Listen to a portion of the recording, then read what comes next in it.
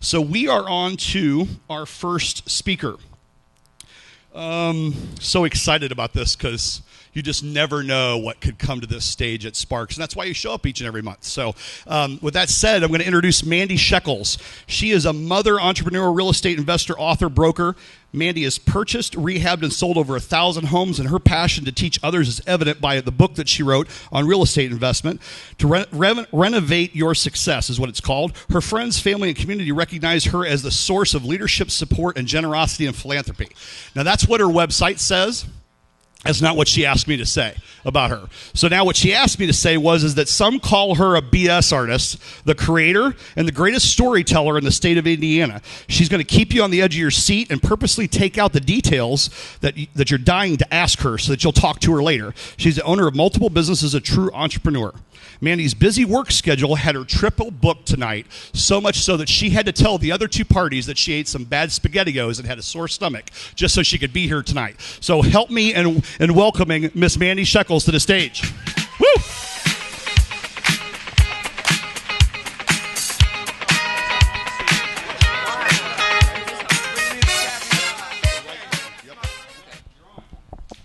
You know, I have to tell you that number 3 on my bucket list was to be a fluffer.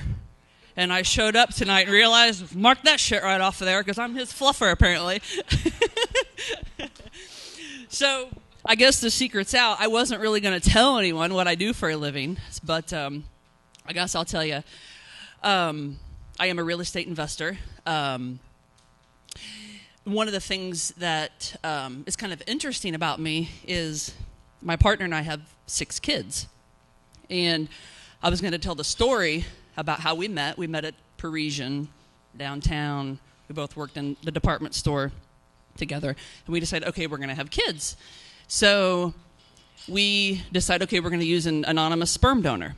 And so since Amy was going to carry the kids, it was my job to pick the sperm donor. So I couldn't have kids because I had tumors in my ovaries. So Amy had to carry them. So she's like, well, since you can't carry them, you have to pick the sperm donor. So I was like, okay. So I start calling around on the phone, and we did not want our kids to be doomed with fat genes their whole life. And so I start calling all the sperm donor places, and I'm like, give me someone that looks like they have a date every Friday and Saturday night, who's outgoing. And I called like 4 or 5 places. They're like, no, we don't have anyone. We don't have anyone. I finally called one, and she's like, oh, do we have the donor for you? 10:09. Oh, my God. And she's like creaming her jeans on the phone. I'm like, sign us up. We'll take everything he's got. So we get Amanda and Bradley. And they're pretty good-looking kids. They're skinny, so that's good. And so then I go on vacation, and I had the lap band surgery and almost died. And I'm like, I'm not done living. I want more kids. My life is not over. And I had lost my brother, so I was left an only child. And so I talked her into us having more kids. She was like, fine, but you're carrying them. Well, I was the one that worked. I was the breadwinner. And so Amy stayed home with the other 2. And I'm like, okay, so now I'm going to carry the kids. All right, whatever. So we go through this process, and Amy's like, I don't care what you do. We're just not having multiples. We're not having multiples. I don't care what you do. So we go to the day of the transfer. That's where you put the eggs in. We had used Amy's eggs to put in me because she said that I had to carry them. And the doctor was like, well, you have 1 really good egg, 2 so-so, the rest are horrible. I was like, okay. Well, what are you going to do with those other ones that are horrible? And they were like, we're going to throw them in the trash. I said, well, hell, just throw them in me. Well, guess what?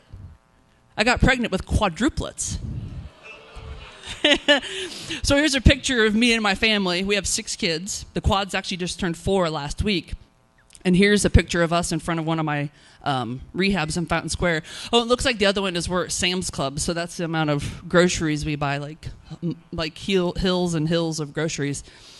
So the point of my talk tonight is I'm sure all of you are here to gain business, gain respect in the community. And the point of it is stories sell. you all will remember me tonight based upon the stories I've told you. The fact that I had quadruplets and of how we picked our sperm donor. And so in your elevator pitches, tell a story. You've got to have something compelling about yourself that's going to make me remember you.